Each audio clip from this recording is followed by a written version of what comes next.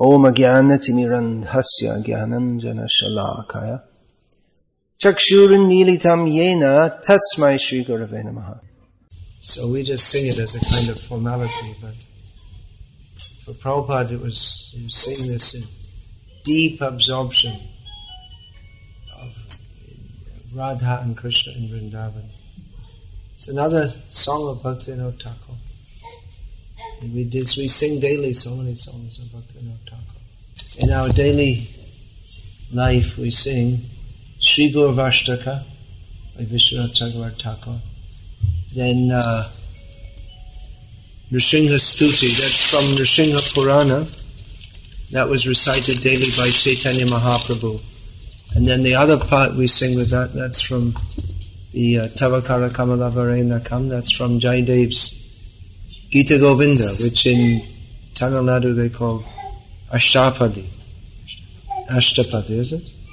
It's among the smartas somehow or other, that's very popular. Then we sing Narottam Das's Sri Guru Charana Padma. And then if we're in the temple room at midday, we'll sing Bhoga Arati. And then for the midday Arati, standing in Gauriya Mata and in many ISKCON centers is Bhakti. Bhoga Arati again, Bhaktivinoda Thakur's. Others have made, Narottam Das has also made Bhoga Arati, but we sing the one given by Bhaktivinoda Thakur. And then Jashavati Nandan, that's also Bhaktivinoda Thakur's. Then Sri Gora Arati, Tulsi Arati. So I didn't say that. We don't know exactly who that's by. Just say Dina Krishna Das. Krishna Das, but we don't know which Krishna Das. The Tulsi Arati song we sing. And then, in the evening, Sri Gora Arati. And in the Gauriya Mats they also sing the Radha Krishna Arati. Both by Bhaktivinoda Thakur. Jaya Jaya Radha Krishna Jugala Mila Arati Korena Lalita Adishakiram. And like that. Then again Jai Radha Madhav before class. So we have contact with our acharyas, how they are seeing Krishna through these songs.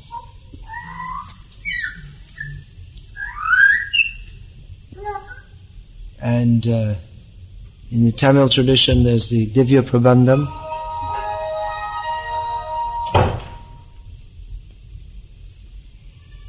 Seeing Krishna through sound. There's Prabhupada singing Jai Radha Madhava. Srimad Bhagavad-gita, yes.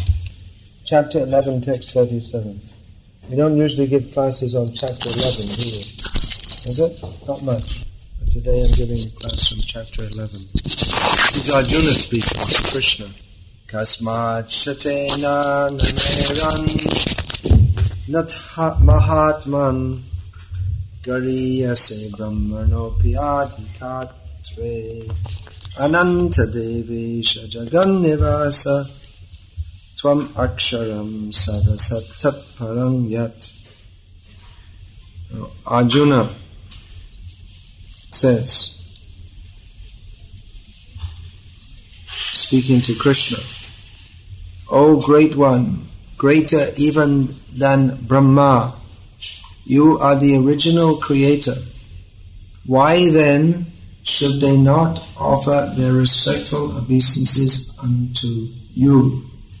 O limitless one, God of gods, refuge of the universe, you are the invincible source, the cause of all causes, transcendental to this material manifestation. So, Srila Prabhupada's purport. By this offering of obeisances, Arjuna indicates that Krishna is worshipable by everyone. He is all-pervading and he is the soul of every soul. Arjuna is addressing Krishna as Mahatma, which means that he is the most magnanimous and unlimited. Ananta indicates that there is nothing which is not covered by the influence and energy of the Supreme Lord. And Devesha means that he is the controller of all demigods and is above them all. He is the shelter of the whole universe. Arjuna also thought that it was fitting that all the perfect living entities and powerful demigods offer their respectful obeisances unto him, because no one is greater than him. Arjuna especially mentions that Krishna is greater than Brahma, because Brahma is created by him. Brahma is born out of the lotus stem grown from the navel abdomen of Garbhodakshai Vishnu, who is Krishna's plenary expansion. Therefore Brahma and Lord Shiva, who is born of Brahma, and all other demigods must offer their respectful obeisances.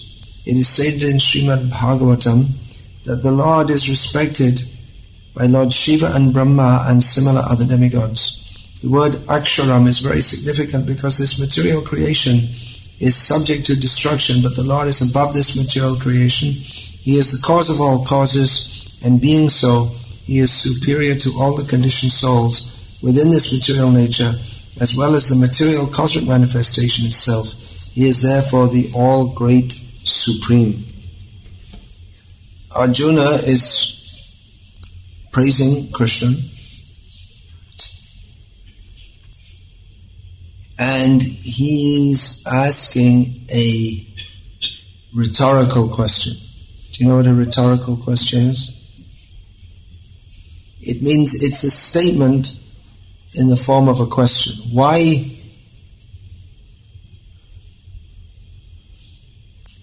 should they not respect you? Brahma respects you, Shiva respects you, all the demigods respect you. Why should they not respect you? So he's not really a question that's asking for an answer. He's not expecting Krishna to reply.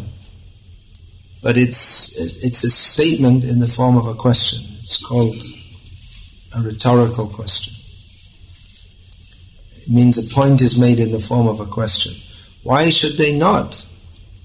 It means, by saying that, it means there's no reason why they should not. It means they should. They offer respects to you, and certainly they should. It means, why should they not? It means, if you think about it, is there any reason why Brahma and Shiva should not offer respects to Krishna? So he's making the point that even though Brahma and Shiva are the greatest persons within the universe, but there's absolutely no reason why they should not offer respects to Krishna. And in fact, they do offer respect to Krishna. Now, there are many people who are much lesser than Brahma and Shiva who don't offer respects to Krishna. Why don't they offer respects to Krishna? Well, let's see what Krishna says about it. He's already said that. And Prabhupada elaborates it on it in the purport. It's a very wonderful purport. It's a very long purport. One of the longest in Bhagavad-gita as it is. One verse that Srila Prabhupada said, this is a very important verse. From chapter 7, text 15. Namang dushkritino mudha prapadyante naradhamaha mayaya pahrita jnana asurang bhavamashritaha. Those miscreants who are grossly foolish, who are lowest among mankind, whose knowledge is stolen by illusion, and who partake of the atheistic nature of demons, do not surrender unto me.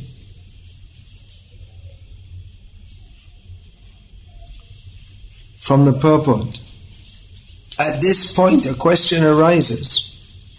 How is it that educated philosophers, scientists, businessmen, administrators, and all the leaders of ordinary men do not surrender to the lotus feet of Sri Krishna, the all-powerful personality of Godhead? Mukti, or liberation from the laws of material nature, is sought by the leaders of mankind in different ways and with great plans and perseverance for a great many years and births.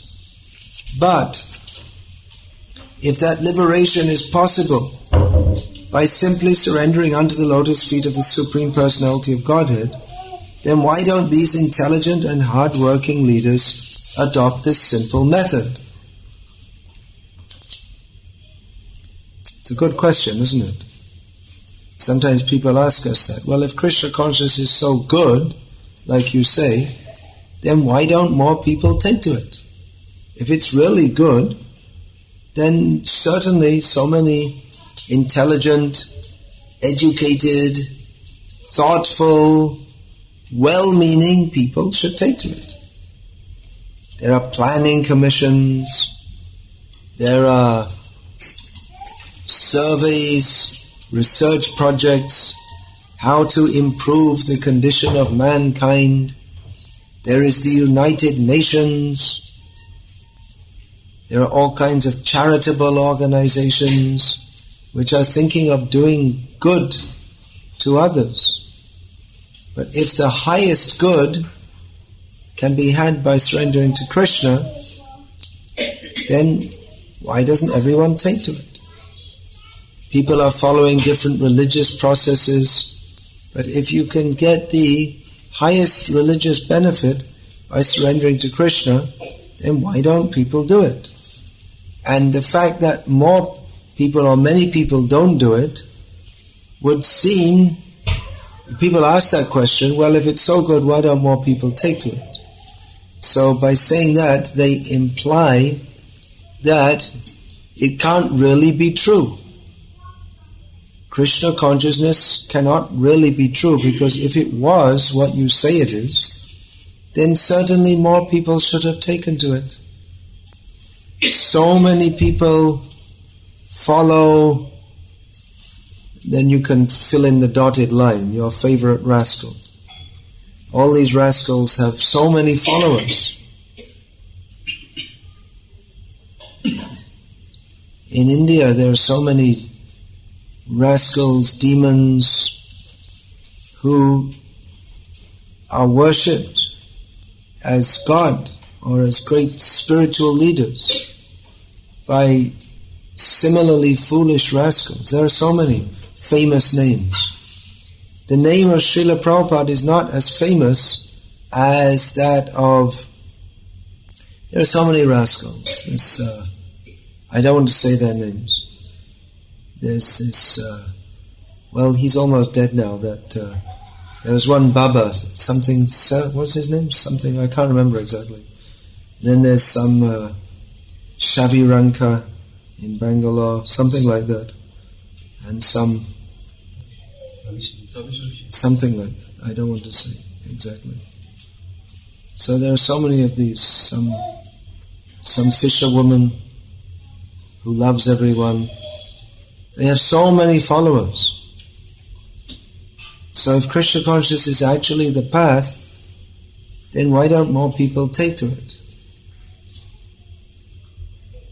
Well, Prabhupada goes on. The Gita answers this question very frankly. Those really learned leaders of society like Brahma, Shiva, Kapila, the Kumaras, Manu, Vyas, Devala, Asita, Janaka, Prahlad, Bali, and later on Madhvacharya, Ramanujacharya, Sri Chaitanya and many others who are faithful philosophers, politicians, educators, scientists, etc., surrender to the lotus feet of the Supreme Person, the all-powerful authority.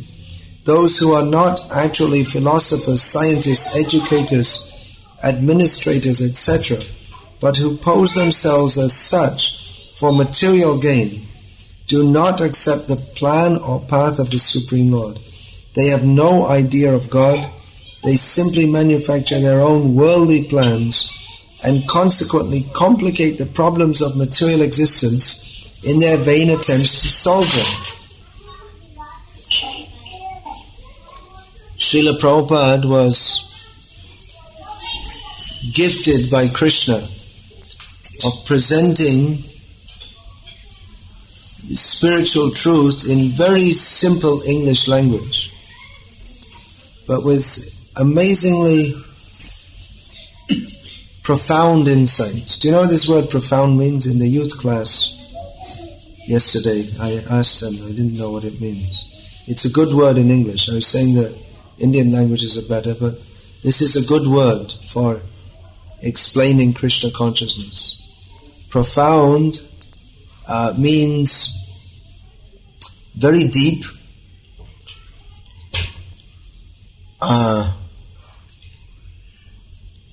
something which is very deep, beyond the... It means practically the opposite of shallow. Can we say deep-rooted? No, it's not exactly the same as deep-rooted. It's deep, but it means something, a realization, or which is very, very close to spiritual. It's very, very deep. It's not something very light. It's something that,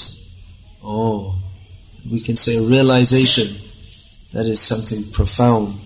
So Srila Prabhupada, blessed by Krishna, had so many realizations and insights. And here's one of them. That this is something very interesting here, that we talk about philosophers in the recent ages in India. Dr. Radha Krishnan from Chennai was considered a great philosopher. He's well known as the President of India, but he was appointed the President of India because he was a philosopher, just like now Abdul Kalam, also from Tamil Nadu, from Rameshwaram. He's now well known as an ex-President of India, but actually he was well known as being a scientist. So actually we know Dr. Radha Krishna as the first President of India, I think? He was the first, wasn't it? First President. Yeah. Rajendra Prasad was saying. But he was, actually before that, he was internationally famous as a philosopher. Internationally famous.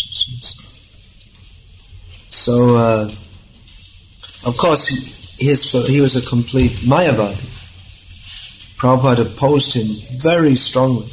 Prabhupada personally knew him, actually. But he opposed him very strongly. He wrote in Bengali some things. He named him personally. And he completely smashed his impersonal writings. In there, he wrote it that it is better to have, he said, I know that he won't be very pleased with this, what I'm writing, Prabhupada wrote, but it is better to have, the saying is, it is better to have a learned enemy than a foolish friend. So, Prabhupada writes here, okay, alright, he's a famous philosopher, right? And there are so many famous philosophers. And scientists. Who's a famous scientist? Well, we just said Abdul Kalam. Very famous. The most famous scientist in the world at the present time is Stephen Hawking. You've all heard his name. I mean, all the young people in India know his name.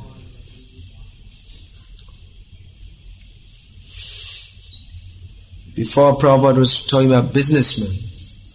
So,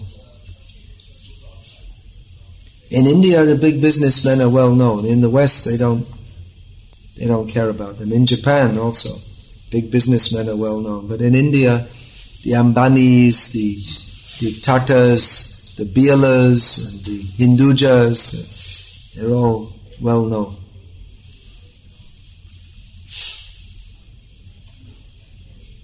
So Prabhupada writes that they are not actually philosophers, scientists. So here Prabhupada said Dr. Radha Krishna was not a philosopher. Stephen Hawking is not a scientist. But they pose themselves as such for material gain, but they do not accept the plan or path of the Supreme Lord. They're not really philosophers at all if they don't know Krishna. They're not really scientists at all if they don't know Krishna. They're not really educators at all. This Montessori system of education is very famous, huh? But Prabhupada is saying that they're not really educators. They don't teach about Krishna. They have no idea of God.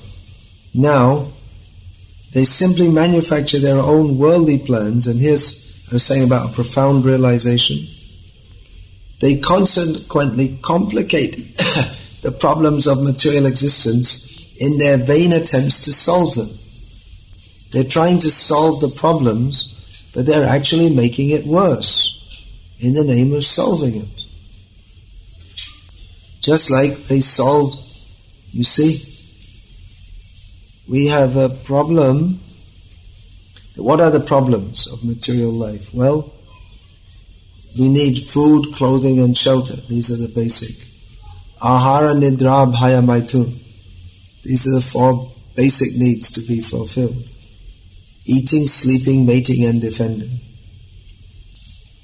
So, food is the first. So we can, in Dubai, you can bring food from different countries.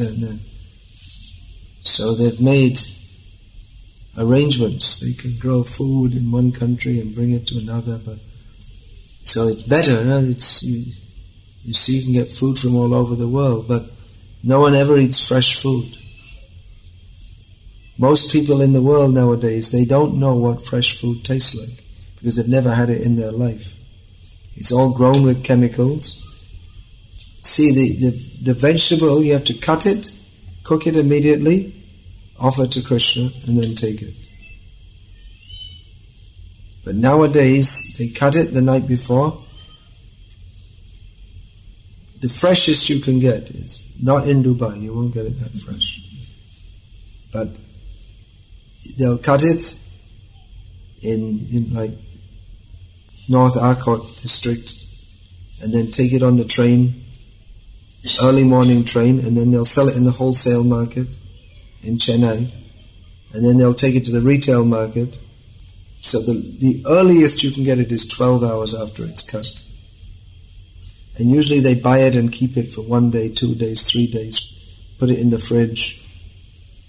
They have cold storage, potatoes, carrots. So people don't know what fresh food is. So they solved the problem. They made it better. You see, now you have the fridge, so you only have to go to the market once a week. But then you have it comes out of the fridge, it's all wilted up. So you may say, well, what's this got to do with Bhagavad-gita and Krishna Katha? Well, Prabhupada is talking. Because Krishna is talking about this. Prabhupada gives a long purport here. That they're complicating the problems of material existence in their vain attempts to solve them. So, I was talking before about Prabhupada seeing Krishna in Vrindavan. But Prabhupada also spoke a lot about the mismanagement of human society and the problems of material existence. Because to qualify to go to Vrindavan, we have to be fully convinced that, as Sri Chaitanya Mahaprabhu said, this material world is no better than a hole into which people pass through.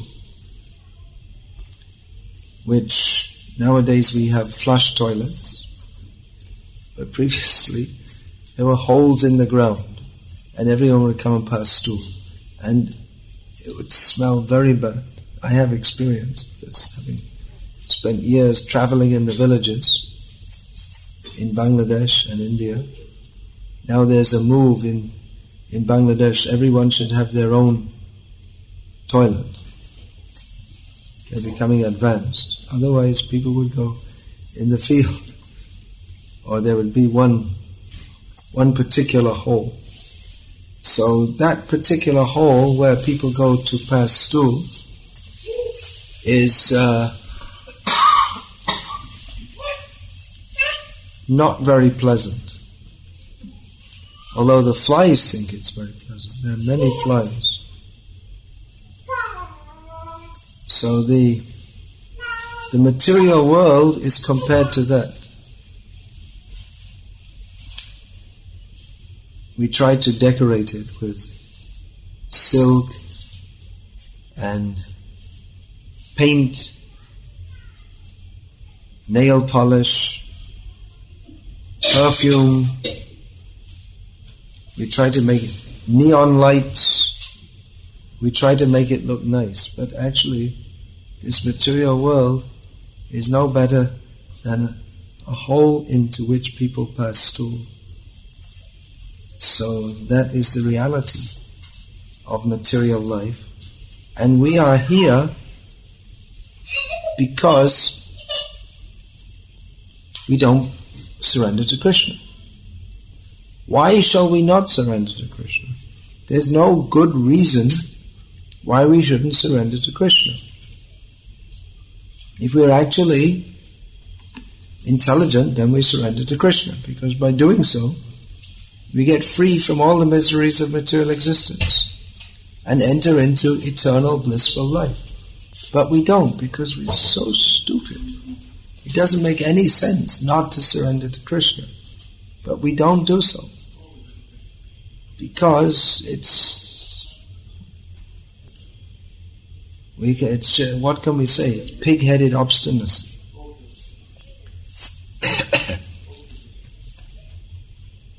Tremendous foolishness. We can measure certain things. What is the distance between one object and another? We can measure it. Srila Prabhupada told a humorous story in this regard. Gopal Ban story. Bengali story. That the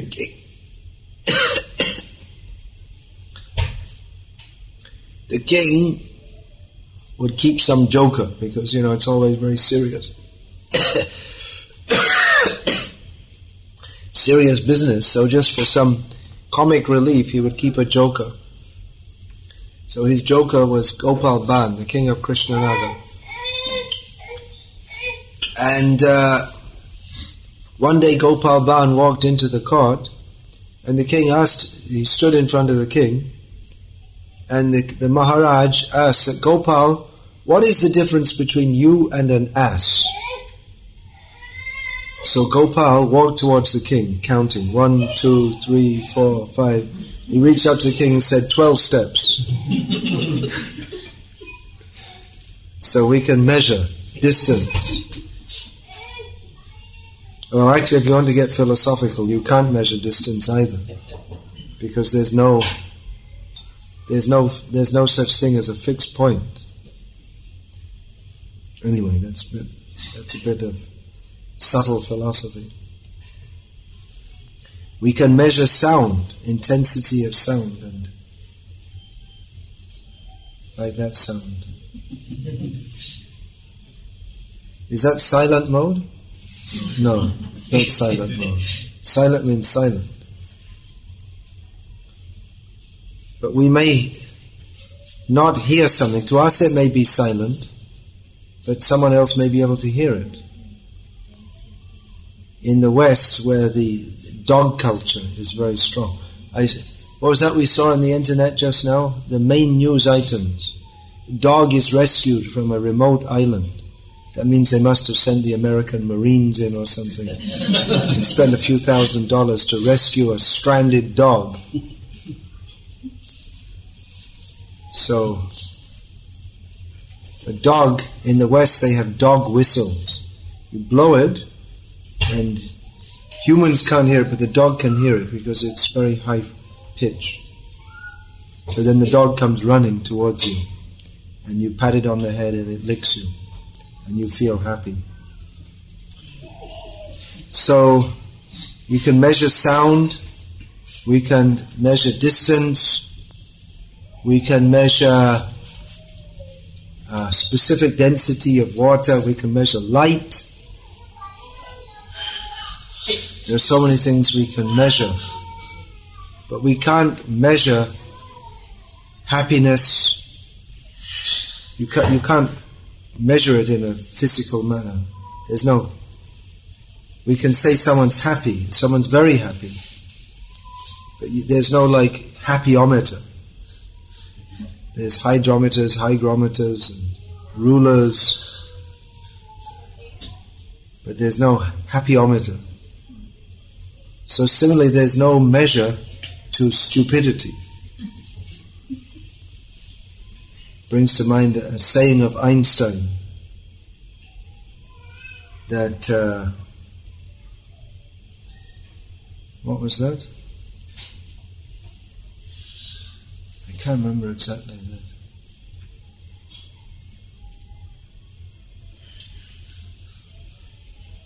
Yeah.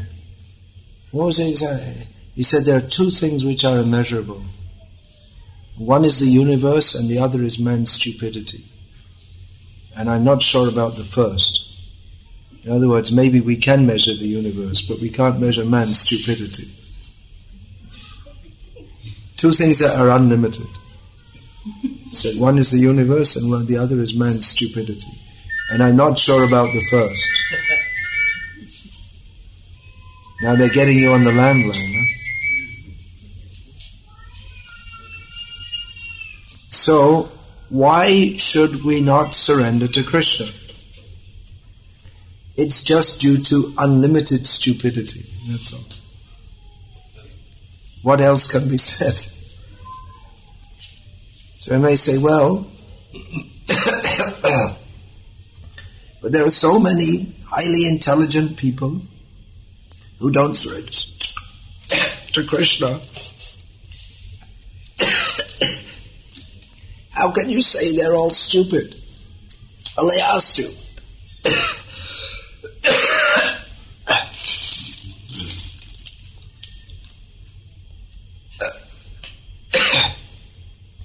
Even if they have PhDs, even if they write books, even if they're heads of state, if they don't surrender to Krishna, they're stupid. It's only superficial intelligence. One who doesn't surrender to Krishna is Janiya Shuniya Bisha Kaino. They're just willingly destroying themselves. Even after getting knowledge of Krishna, people think, oh, I don't believe that. I don't have time for that. I have my own God. That's the devil. They'll say like that. We don't believe that. So many times I discussed with people who have no philosophical understanding and no entrance into philosophy. You discuss point by point by point all the philosophical points, why we should accept Krishna. And at the end they say, well, I don't believe it. Then why discuss? They're determined from the beginning. They're only arguing with you to try to convince you, but they won't even listen actually to what you're saying.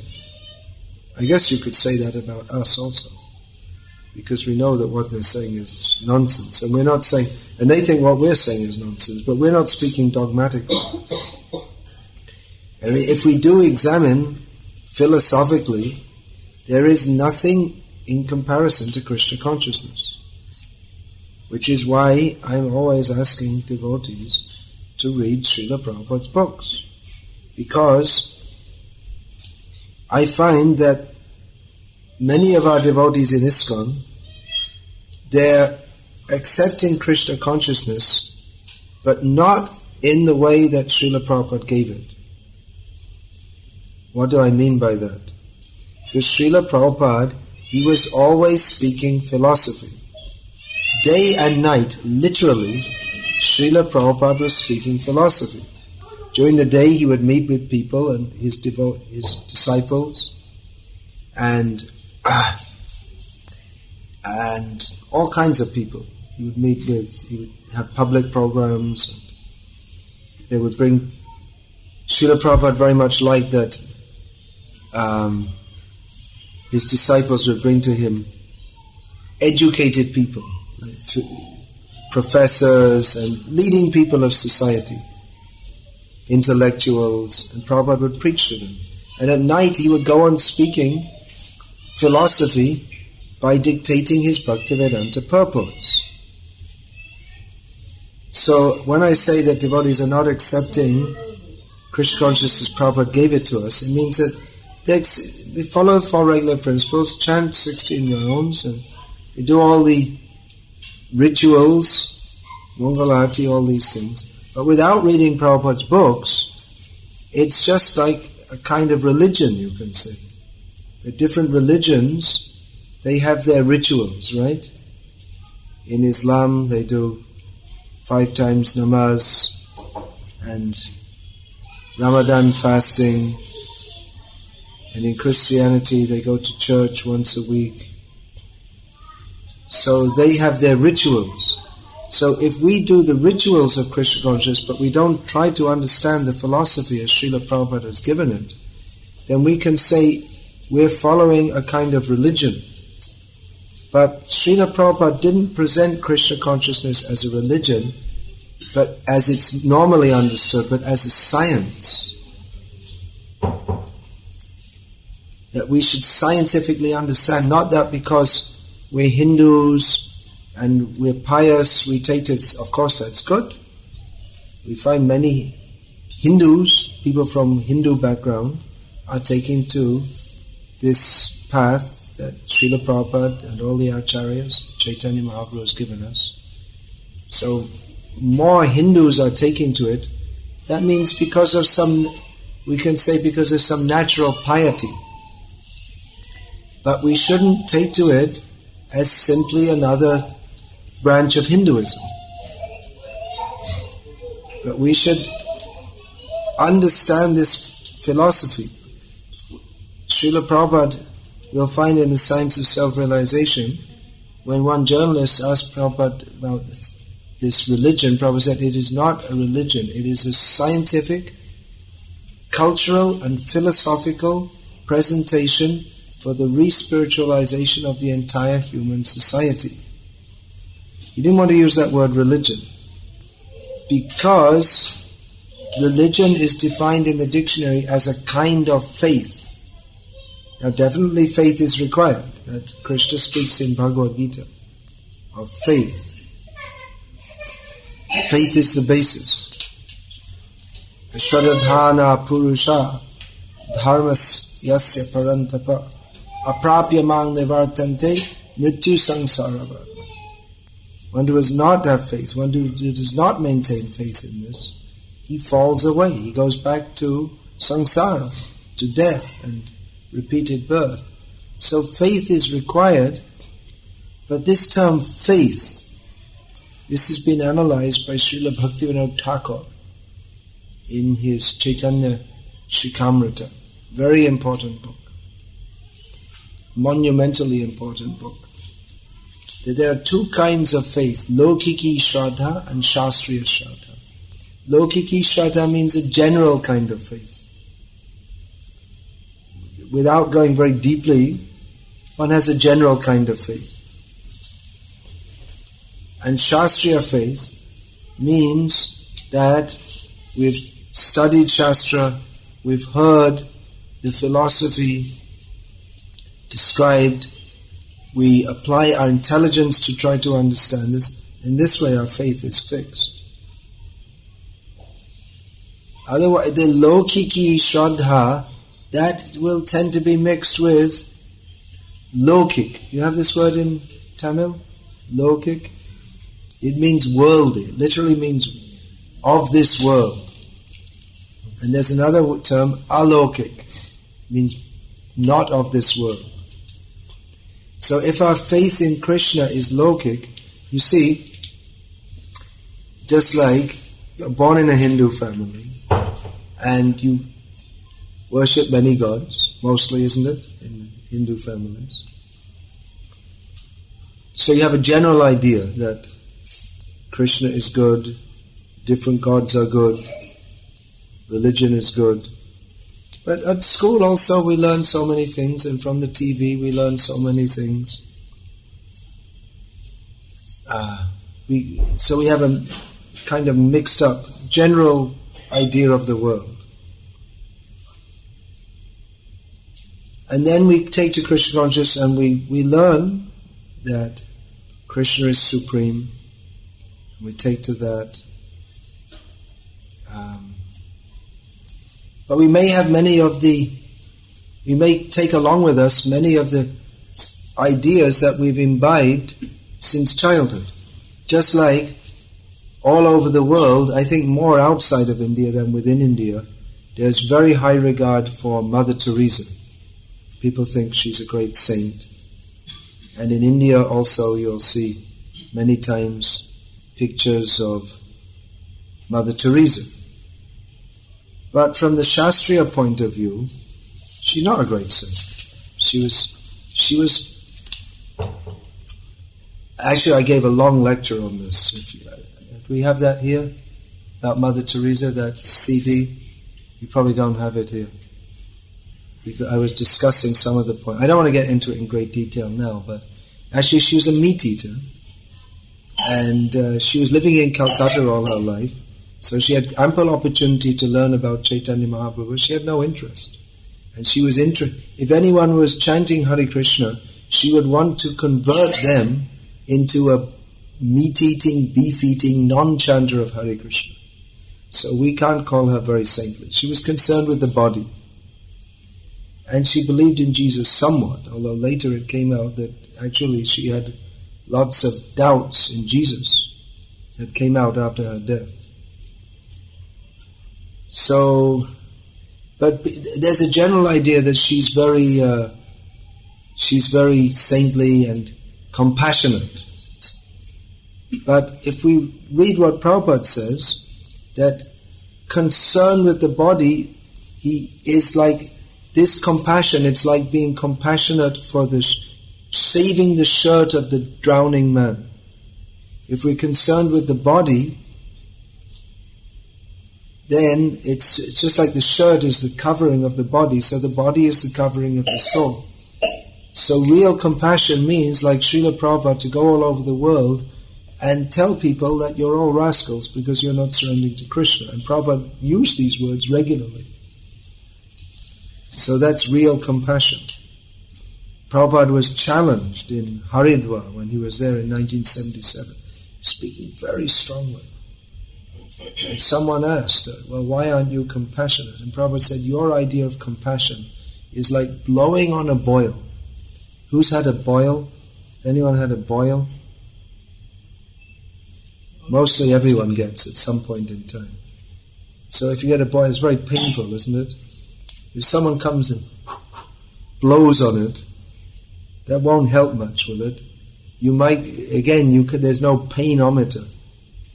But if there's a painometer, that might reduce it by 1% for the short time that you're blowing. So Prabhupada said, your compassion is like blowing on a boil.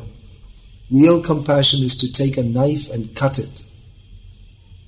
Has anyone had the boil cut without anesthetic? I have. I had an abscess, which is worse than a boil. I had it cut without anesthetic. Or I had another one in England, one I had in India with no anesthetic at all. Extremely painful.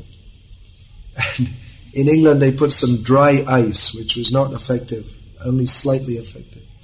So very painful. Cutting the boil is extremely painful, but ultimately it gives relief.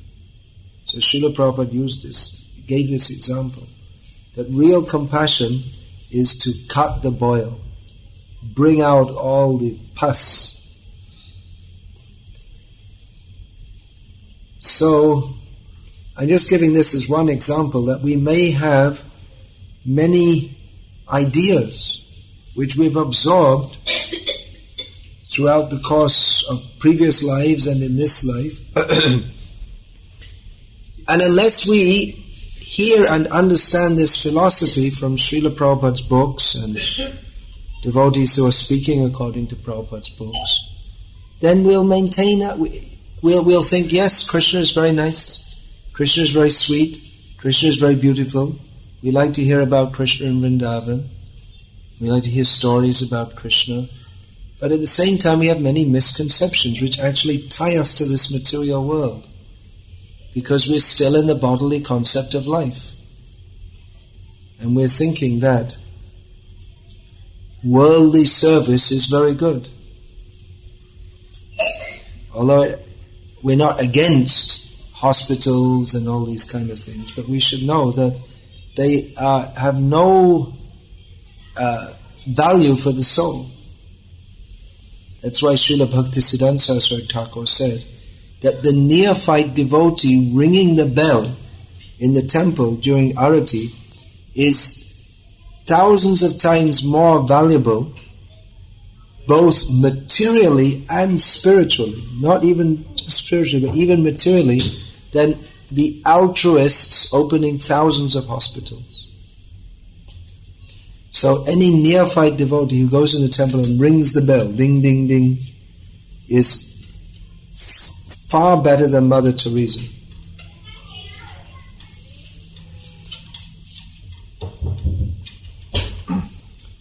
Now, we can only understand that if we regularly hear and imbibe this philosophy, which Prabhupada was imparting.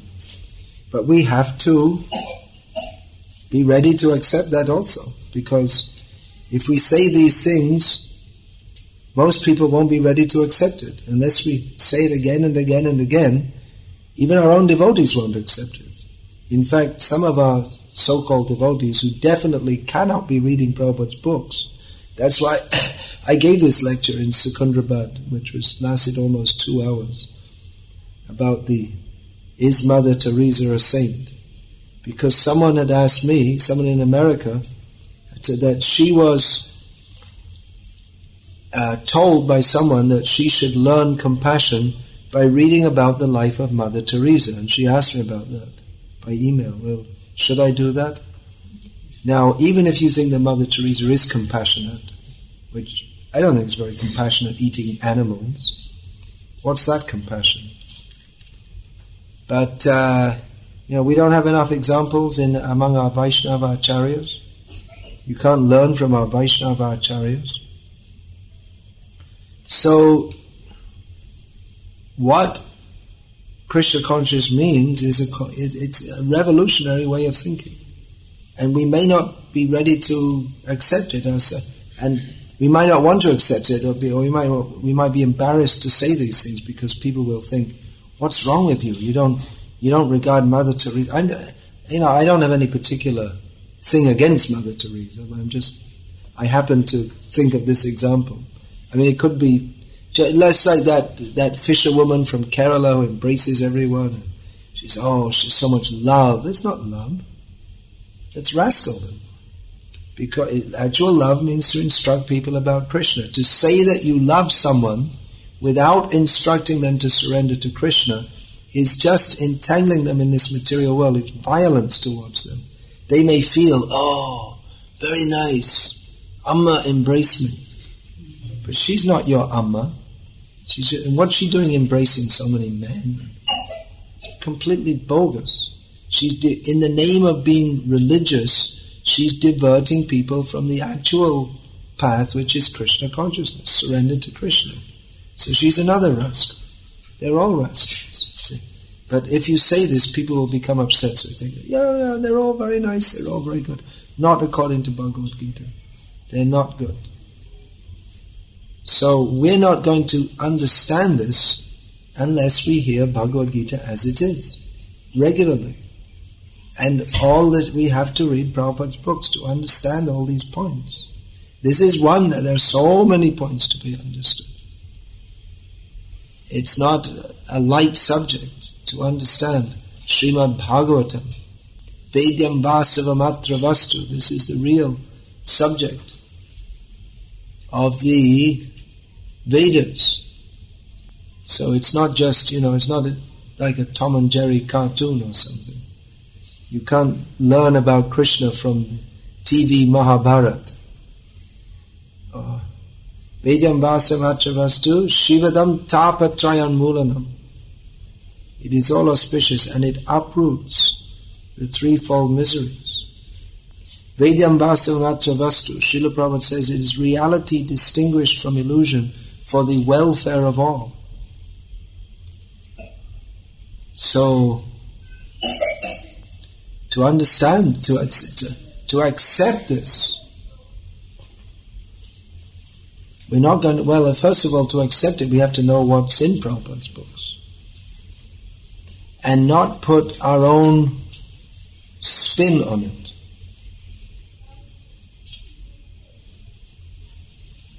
You know this term, to put our own spin? It means to put our own interpretation on it.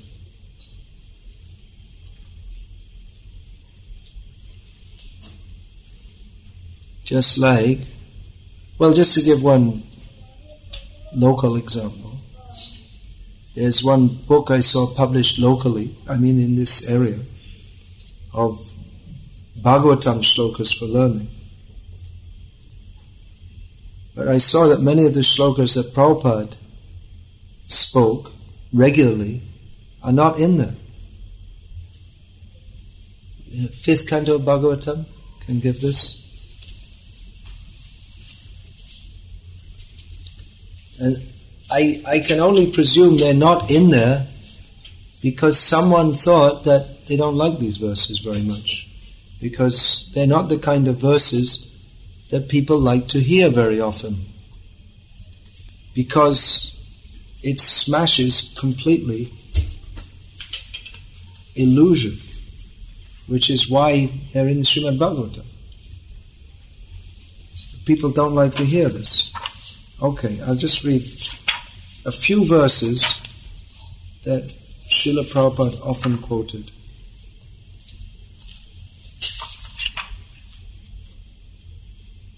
Rishabha uvacha nayang deho deha bhajang nriloke kashtan kaman arhate virdubhujam ye tapo divyam putraka yena sattvam. You know this verse, that's good.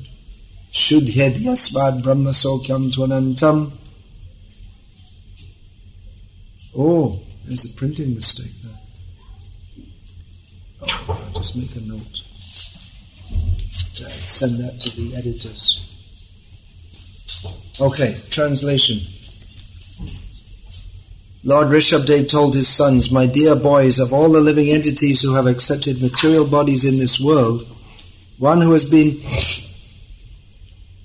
awarded this human form should not work hard day and night simply for sense gratification, which is available even for dogs and hogs that eat stool.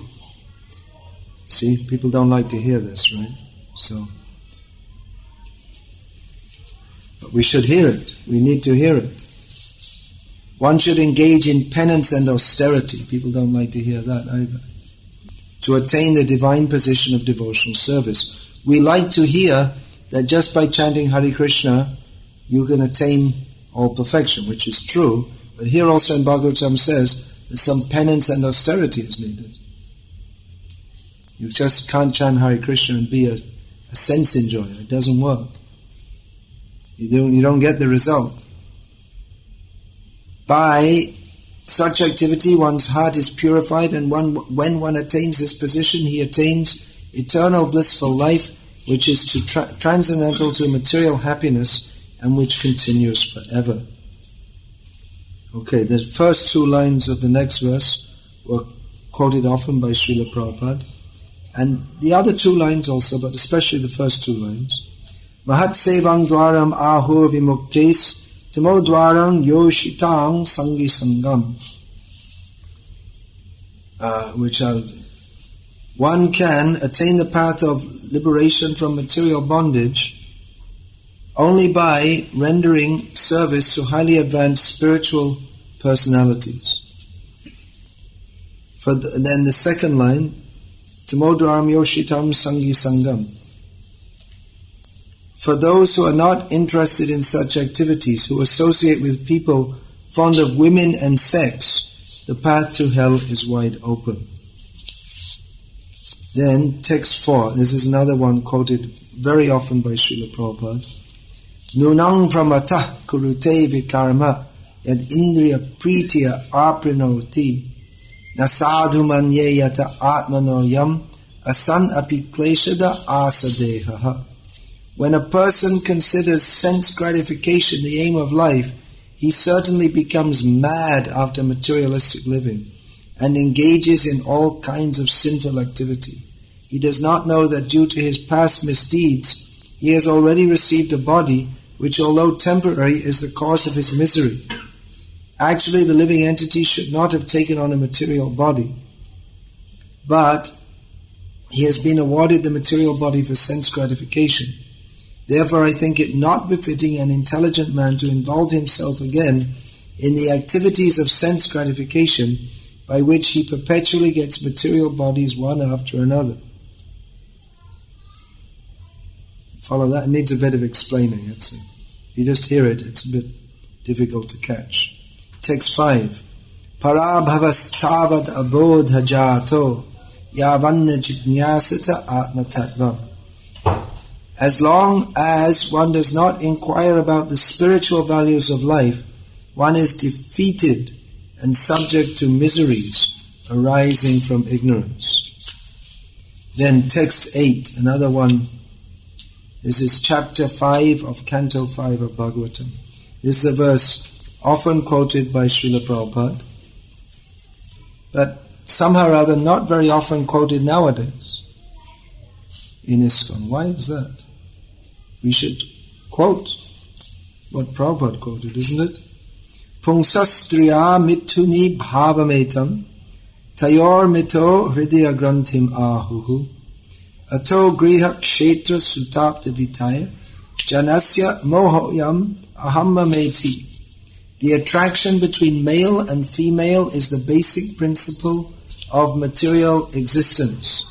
On the basis of this misconception, which ties together the hearts of the male and the female, one becomes attracted to his body, home, property, children, relatives, and wealth. In this way one increases life's illusions and thinks in terms of I and mine. Don't think this applies only to non-devotees. That's them. I'm okay. I'm a Krishna conscious Grihastha, like Bhaktivinoda Thakur. Well, just because you're Krishna conscious and a Grihastha doesn't mean we're on the level of Bhaktivinoda Thakur. Bhaktivinoda Thakur, to instruct us, sung so many songs like Amar Jiban Sadap Pape Rata Nahika Punnera Lesh. My life is simply sinful.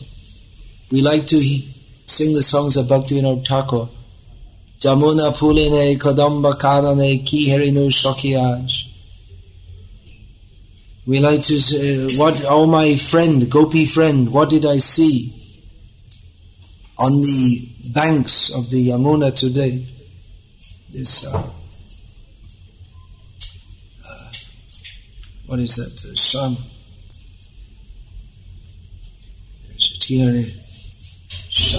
I just can't remember it now. Kareli Lil Rasaraj.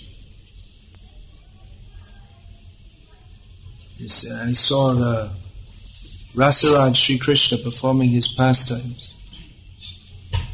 So we like to, those songs we may like, but this kind of song that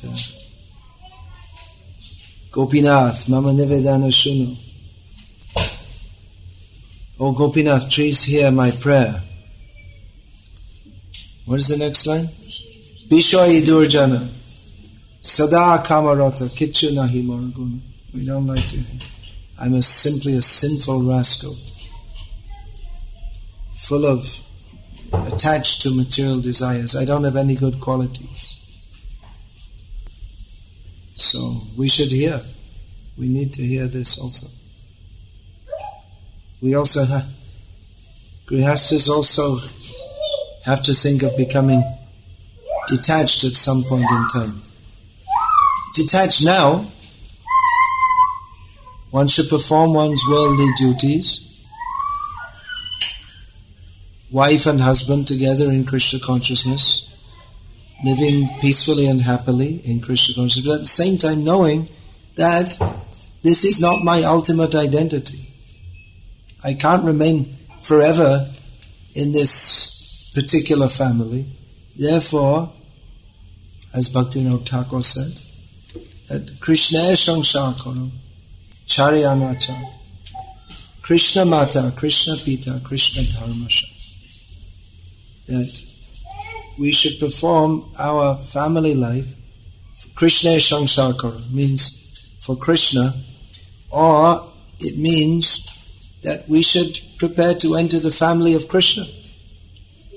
That's the real family we belong to. And Charyanacha, give up all bad behavior and know that Krishna is our mother and father, and Krishna is the essence of all dharma. So why should we not surrender to Krishna? Arjuna is asking the rhetorical question. The answer is that if we don't surrender to Krishna, it's just simply rank foolishness and rascaldom. This is the only answer. Lord Shiva is surrendered to Krishna. Lord Brahma is surrendered to Krishna. But in Kali Yuga, people, they're miserable. Prayana alpayasha sabhya kalavasvin yuge janaha manda sumanda matayo manda bhagya yupaduta. In this Kali Yuga, people have short lives. Very short lives. Prayana alpayasha sabhya kalavasvin manda. They're lazy, misguided, unlucky, and their mind is always disturbed. But they think, I'm so great, I'm so wonderful, I don't need to surrender to Krishna. So Kali Yuga people are very unfortunate. They have the opportunity to be very fortunate by taking to Chaitanya Mahaprabhu's Sankirtan movement. Mostly people are fools and rascals. So we should become fully fixed in non-foolishness and non-rascaldom, or Krishna consciousness, by studying Prabhupada's books. Otherwise, as I was saying, that danger is there, that we take to Krishna consciousness as a kind of religion. If we don't actually understand what is this philosophy, by trying to understand it as Prabhupada tried so hard and took so much effort to translate these books so that we could read them, if we don't do that, then we're just taking it as a kind of religion. Someone's a Muslim, someone's a Catholic, someone's a Protestant, someone's ISKCONite. So it's a more sattvic kind of religion, you could say. But we can't enter onto the transcendental platform unless we can fully discriminate between spirit and matter. If we can't discriminate between spirit and matter, then our faith is lokic. It's connected to this world. So we have to understand these points. There's much more to be said about this, but I'll stop here and take any questions. Is there any questions, please? No question?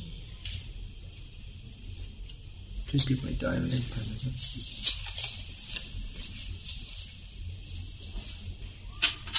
All right, well, if there's no question. Most of the time people don't even realize that they are miserable. If you tell them that this material world is miserable, they say we are okay. I mean, they don't even feel that they are miserable. What to tell them? How to make them understand? Someone thinks I'm not miserable. Even if you try to point it out. Well, Srila Prabhupada would point out that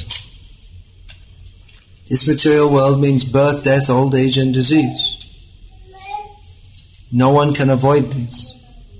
So is that not miserable?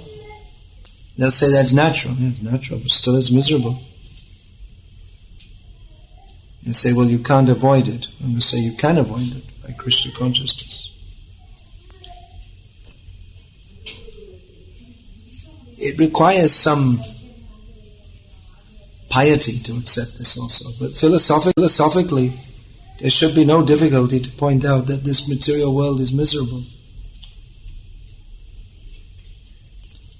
Once, many years ago, Hridayananda Maharaj, I think you've probably all heard his name, one of Srila Prabhupada's earliest sannyasi disciples. He was on a radio show or TV show or something. There was some kind of debate going on with an atheist, and there was a moderator. And the moderator means he's supposed to be neutral, right? So Hridayananda Maharaj was saying that these are miserable. Birth, death, old age and disease. And the atheist is saying, no, it's not miserable. And Hridayananda Maharaj is pointing out how it's miserable. No one wants to die. And the moderator interrupted and said, actually it's a fact. You have to accept that disease is miserable. You know, no one said, oh, I had a wonderful bout of cholera. I went in the hospital with 7 broken bones, and but it was wonderful. I really enjoyed it. So it's axiomatic unless one is extremely determined to be a rascal, one has to admit that this is miserable. Of course, there are people who are extremely determined to be rascals, as described in Shyamadesh.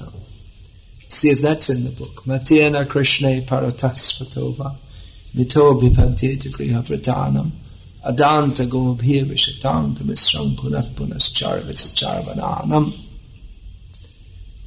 Those who have Griha Vrata, they've taken a vow to remain within materialistic family life. They are determined not to be Krishna conscious. Either by their own endeavor, they'll say, I'm searching for God, but they're determined never to find Him. It's just a show. And neither by their own endeavors, so-called philosophical endeavors, nor by the endeavors of others. There's your answer. If they're determined not to be Krishna conscious, then however much others try to make them Krishna conscious, they won't be, because they're determined to enter into to have uncontrolled senses. That's the whole point. All the philosophies in the world are various justifications for engaging in various degrees and types of sense gratification, because they want to chew the chewed again and again. So, as the saying goes, Prabhupada would sometimes quote that, you can bring a horse to water, but you can't make him drink. So if someone's determined to act in a manner which is opposed to their own self-interest, apaswarta parayana, people who are attached to their own destruction, what can you do? It is our duty to present the philosophy as it is, and then it's up to people to take it or not. Best thing is to give them Prabhupada's books, best preaching. Distribute these books. Anything else? In other words, you're asking why, what can we say to convince them? Now, you're wondering why you can't convince people. Is there something wrong with the philosophy, or is there something wrong with me? Because we have the general idea that, well, if people are reasonable and intelligent, then if we present the philosophy, then they should accept it. But the point is that most people are not reasonable or, in the true sense of the term, intelligent. The philosophy is perfect.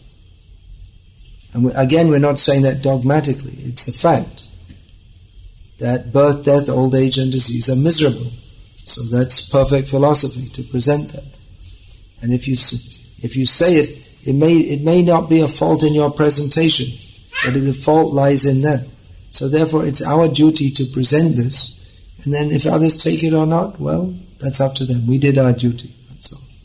We can't expect also that everyone, or even many people, will accept it, because most people are rascals. That's a fact. We may not like to say it, but it's a fact.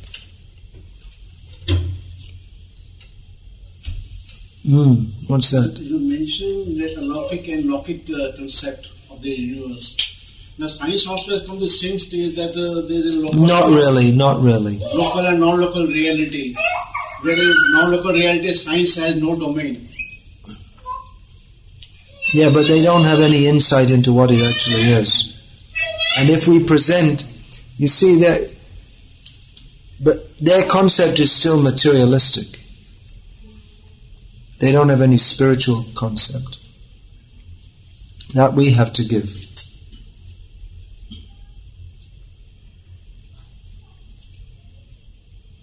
If they've actually come to that point, then why don't they should accept Srimad-Bhagavatam. But that they won't do. And maybe they will. I mean, it's not impossible that people will accept this. That's why we're preaching.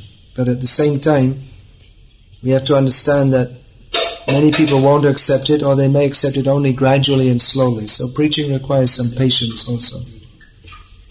It may be that you preach to someone and they reject it, but then later on they start thinking about saying, well, actually that's true.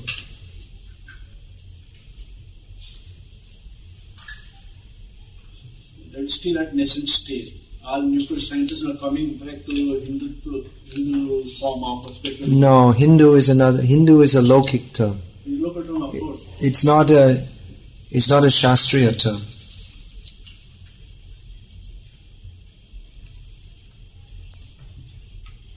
Hindu is a lokic upadhi. That's true. It's not a term which defines the truth. It refers to a social group. It doesn't. In Bhagavad-gita, Lord Krishna speaks of those who are tattvavit, those who know what is reality, or tattvadarshi, those who have seen reality. So, Hindu, Ahindu, that's not the question. The question is, who is tattvavit?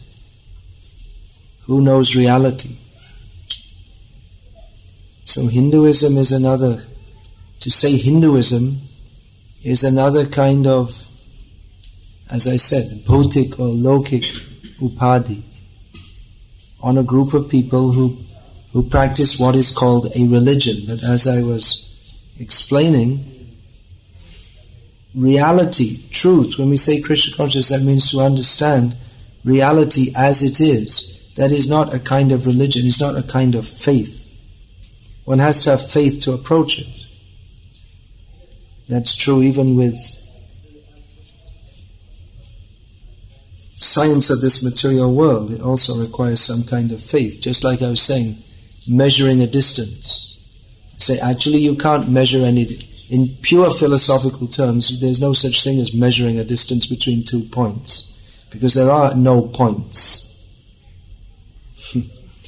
So, but conventionally we have to accept that there is such a thing as measurement. That requires some faith, some starting axioms are required. Otherwise there's no science, there's no geography, there's no history, there's no study of anything. Everything requires faith. To eat this requires faith that it's not poisoned. It sounds stupid, doesn't it? You sound stupid because you think, well, how could it be poison? But it could be. So faith is required. We accept as an axiom that it's not poison. So we accept as an axiom that this material world, with its incredible complexity, has not come into being by chance. And so-called scientists accept practically as an axiom that it has come into being by chance. I think that this science, Krishna conscious science,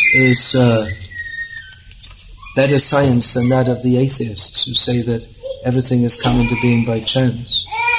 It makes more sense to accept that this incredible complex, ordered complexity has been put into being and is governed by intelligence rather than by chance.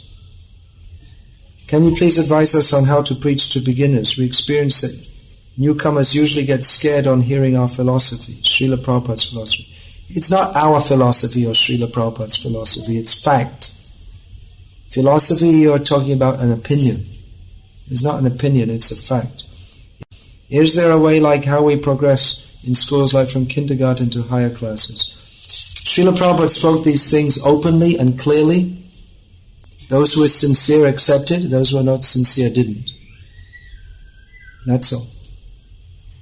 Why should they be afraid? I feel that rather the preachers are afraid that people will get afraid. I don't see that people are afraid. But you're afraid that they'll become afraid because you don't have full faith in what you're saying. If you have full faith and you're presenting something which can be clearly understood, then why should you be afraid that people won't accept it? They'll only not accept it if they're not sincere. Why can't we say openly and clearly, this material world is like a place which people pass through? Why? Because it's simply full of repeated birth, death, old age and disease, which is miserable. What's the problem to understand this? Why should people not accept it unless they're insincere? And if they don't like it, well, then they won't accept it. They can go on and find something else. If they want to be cheated, they can be cheated. But what I find in the name of not disturbing people is that we don't discuss these things at all. You say, oh, you can't say these things because there are newcomers. But then but there are always newcomers. And then we never discuss these things and we never understand it. And we just remain on a sentimental platform, in which we'll be talking stories about Krishna and Chaitanya Mahaprabhu, but we don't understand even any basic philosophy because we never discuss it. Recently, one of my disciples offered to put my lectures on a website called iskondesiretree.com. And the answer came back, but under no circumstances should there be any heavy lectures. So what? Then they can't put like 99% of Prabhupada's lectures. Prabhupada spoke heavy? What do you mean heavy? Just be straightforward, that's all. This philosophy is heavy. So he's saying that no heavy lectures under any circumstance because all kinds of devotees log into this site. That means newcomer, how long are you going to be at what point do you start introducing this? Who's going to say it clearly as Prabhupada did and convinced so many people of Krishna consciousness?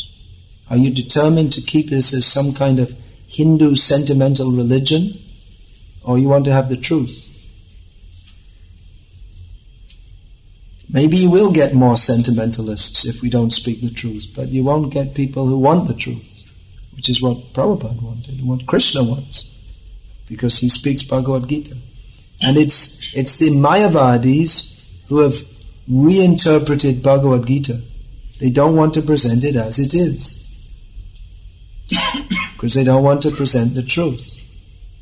So it's our duty to present Bhagavad-gita as Srila Prabhupada presented it. And if we don't do that, then we're not really representing Srila Prabhupada. And we may get many people who say Jai Prabhupada, but they don't know what Prabhupada says, because we don't tell them.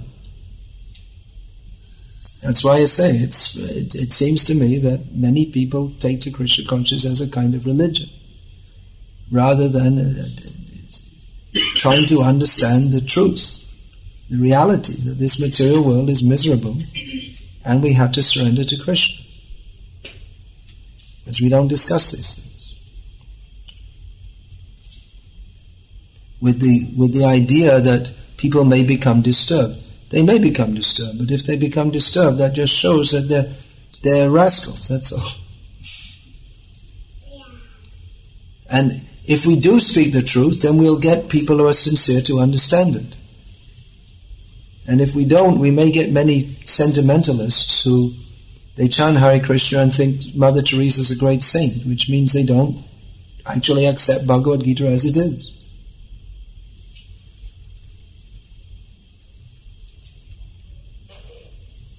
So simply to collect many people, even if they're initiated and they're chanting 16 rounds, but if they don't accept the philosophy as Srila Prabhupada has given it, can we really say they're followers of Srila Prabhupada?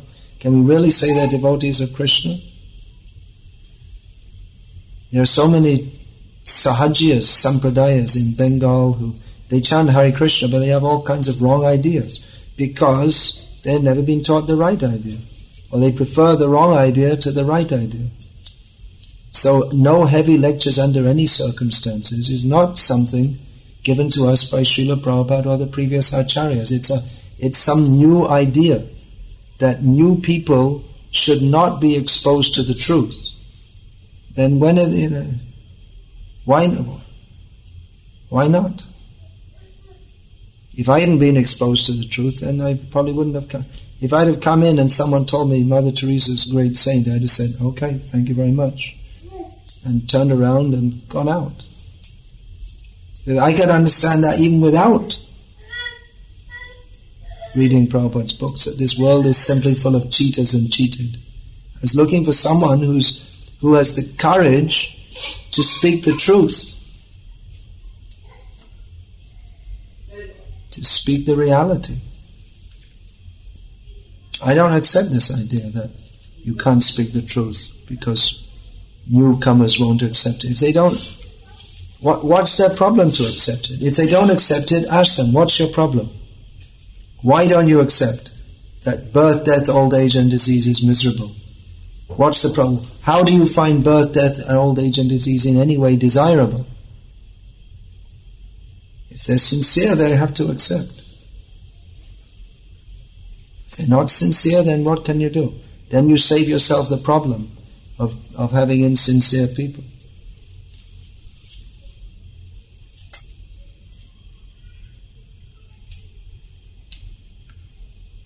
There's this idea, if you speak straightforwardly, people will become disturbed. But generally only very big rascals get disturbed, and our own devotees. They get disturbed. People will become disturbed if you say. They may become disturbed. You fight with them. If they say, no, all these sadhus are very good, you say, how are they good? They're not following Bhagavad-gita. Bhagavad-gita says this, fight with them. Prabhupada fought. Regularly. Prabhupada regularly got into verbal fights with people. Because he wanted to present the truth.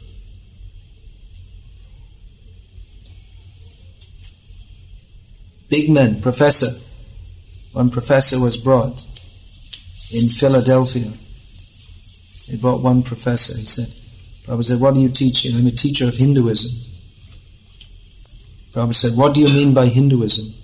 And he said, I don't know. He thought that was a very smart, very intelligent reply. I suppose insinuating that, Hinduism is something indefinable. So Prabhupada turned to Swarup Damodar, brahmacharya at that time, and said, what do you call a person who teaches something he doesn't know? And Swarup Damodar said, a cheater, Prabhupada. So Prabhupada said to the professor, you see, he's also a PhD. He says you're a cheater. So there was a short exchange, and the professor, Prabhupada was blasting this professor, who was trying to defend himself, and then he left. In fact, he was removed, because devotees said, it's time for you to get out. No.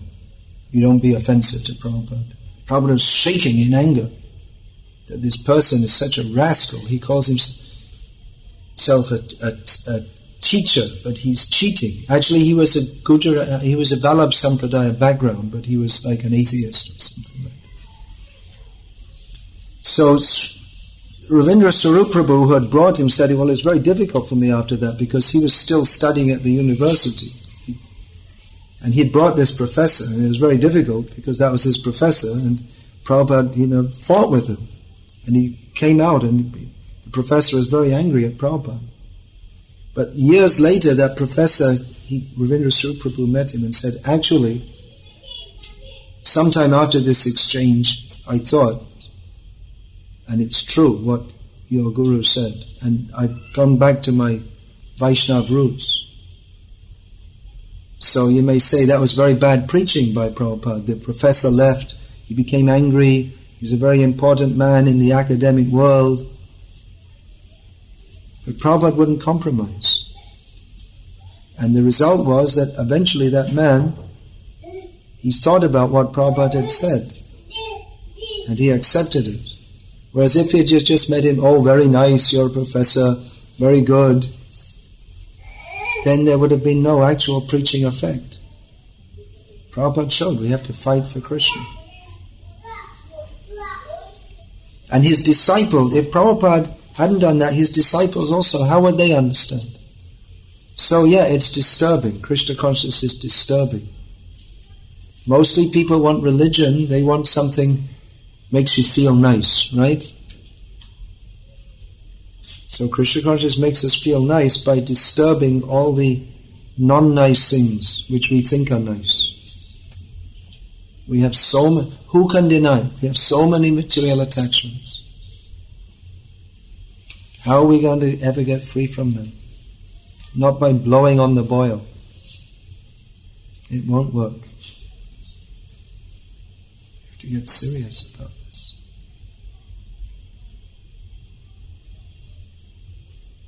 Okay, I'm really going to finish now. Hare Krishna.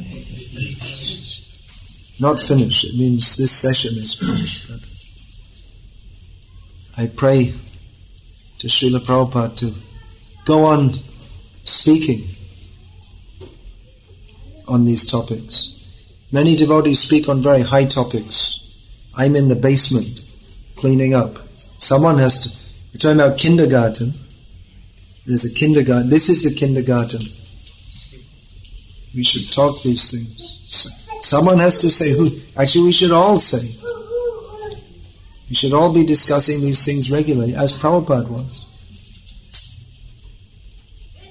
So, basic philosophical understanding has to be the discrimination between sat and asat. If we don't know what that is, then how can we come to the platform of sat? We can't just presume that we're already there. That's what I see. We have lots of lectures in which we presume we're already in Golok Vrindavan.